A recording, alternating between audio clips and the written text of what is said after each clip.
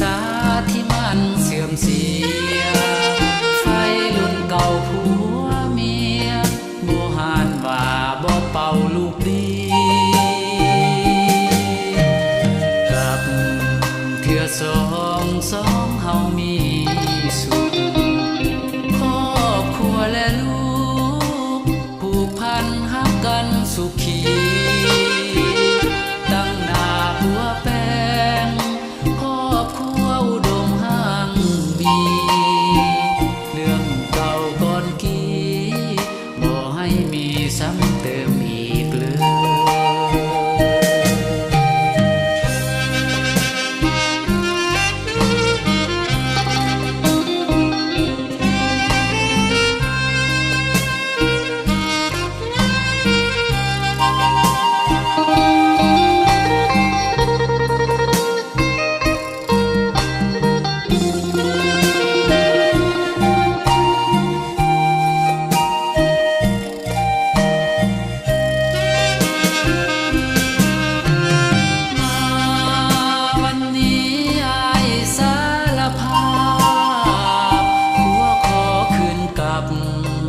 กับตัวหาลูกหาเมีย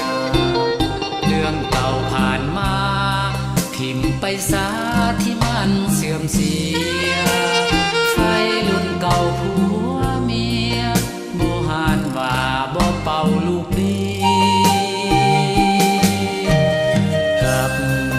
เทื่อสองเฮามีสุขครอบครัวและลูกผูกพันหักกันสุขีตั้งหน้าหัวแป้งครอบครัวอุดมหังมีเรื่องเก่าก่อนกี้บ่ให้มีซ้ำเติมอี